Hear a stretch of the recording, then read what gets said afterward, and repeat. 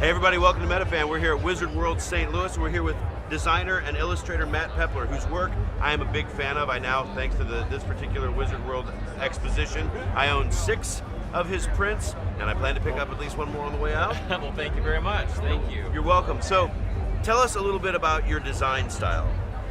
Well, I would consider it minimal. There are people in the art community might not think it's minimal because it is a little bit more.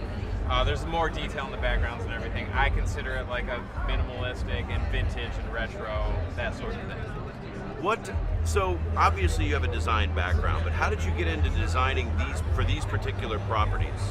Well, I started designing artwork for my Etsy store, actually. So that's how it gave me motivation to keep going, and then the artwork that I created for that was properties that I was a fan of. So I'm a fan of Predator and Alien and Halloween and those movies. And then I'm really analytical, so I kind of dive deeper into like symbolism to get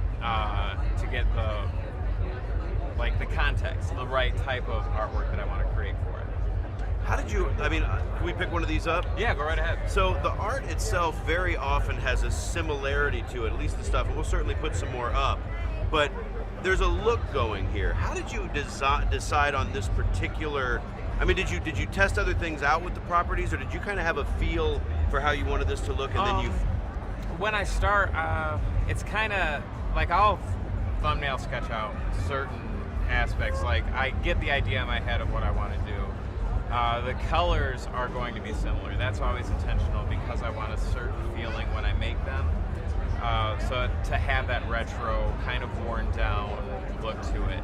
Stylistically, they're similar because that's how I draw. They're all Sharpie marker drawings, and then I bring those drawings into Photoshop or Illustrator, start compiling and compositing the artwork, and that's how it kind of has that certain style. It's all hand drawn, and I prefer it that way because if you were to design something in Illustrator or Photoshop directly, it'll kind of have like a mechanical feel to it, if that makes sense, whereas my hand-drawn stuff is always going to be a little imperfect, you know?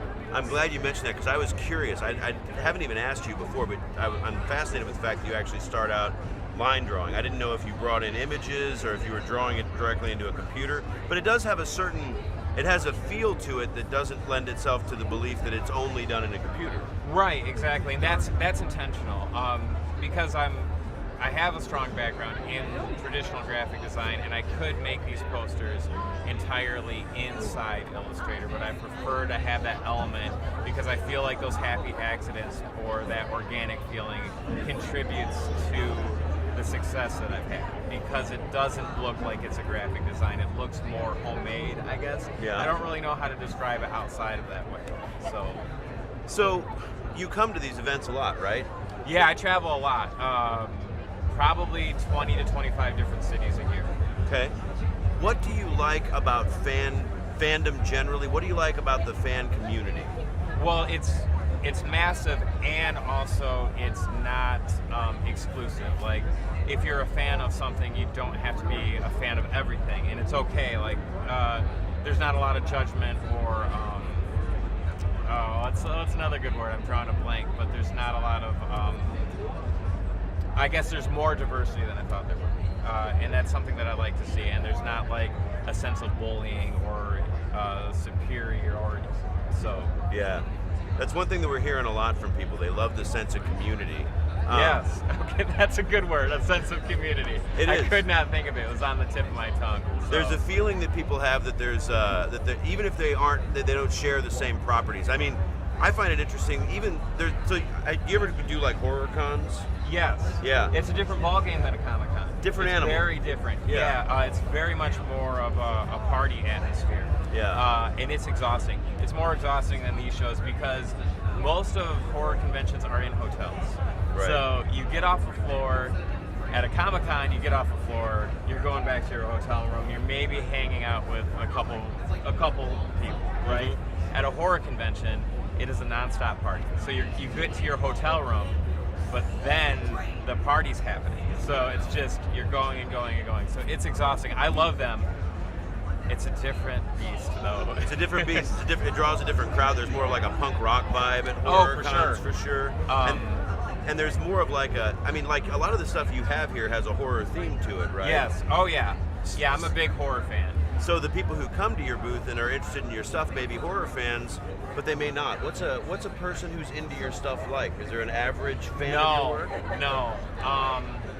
The thing it's different people from different walks of life. There's not one specific thing, except my demographics predominantly women. Really? I found that shocking. That's not something that I intentionally went out after. But what my analytics from Etsy, Instagram, and Facebook tell me is that it's 67% women from the ages of 24 to 35. Interesting. I never would have guessed that, and it's not that, like I said, it's not something that I set out to do, to represent that demographic. That's not what I intended to do.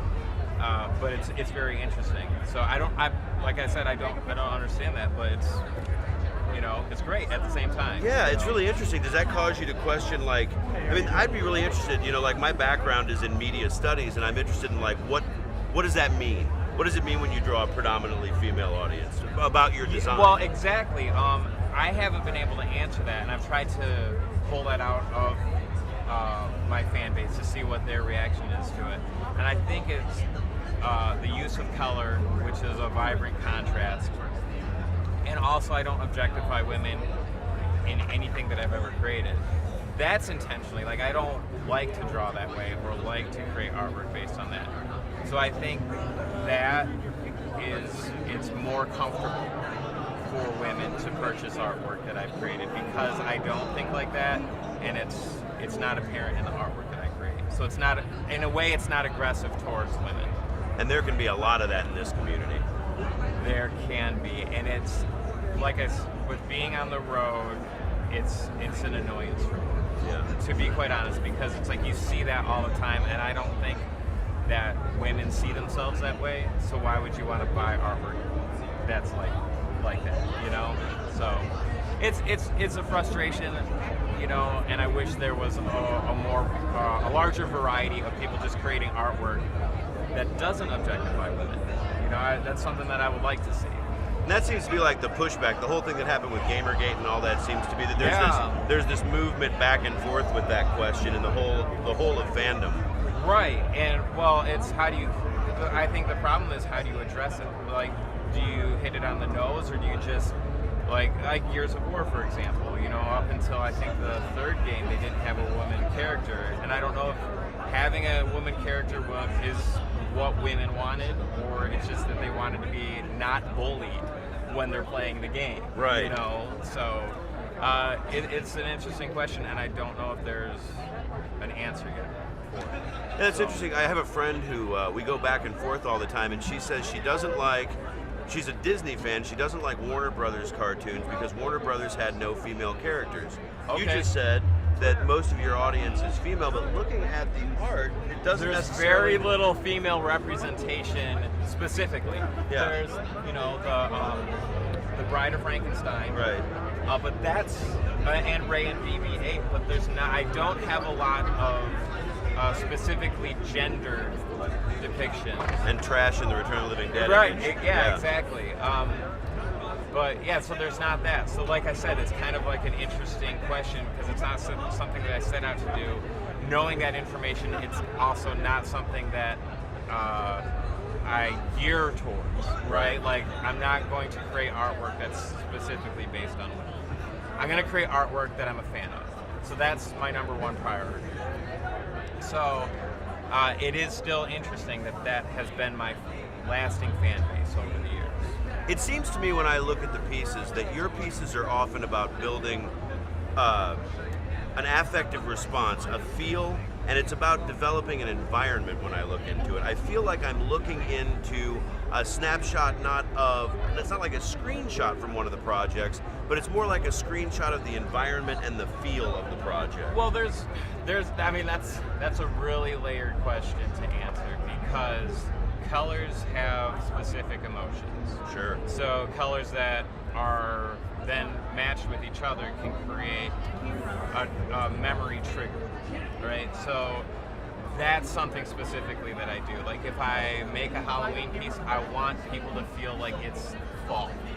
You know, Right. I want people to remember what it is to be in October. Not specifically the movie, but the feeling of that month, you know. And you use colors to do that. So that's a way of projection that I use to get people to feel like how I want them to feel when they're looking at artwork that I've created. So yeah, it's multi-layered. So colors that I choose are very intentional because of color theory and certain specific feelings that I want people to have when they look at my artwork. Well, the art certainly has a feeling for me, and I want to make sure that anybody who's watching this knows where to go to find your stuff. So where can people find your work? Well, you can find my work on social media. It's all at Matt Peppler. So Facebook, Instagram, Tumblr, Twitter, it's all at Matt Peppler, MattPeppler. And then purchasing the artwork for right now, you can find that on Etsy. It's the same thing. So everything is branded just with my first and last name. All right. So folks, make sure you check it out. I think you're really going to like it. You've seen some of the images here, but you might want to get one for yourself. Thanks for joining us on MetaFan, and make sure to subscribe to the channel. Make sure that you like us on Facebook, and come and join us next time.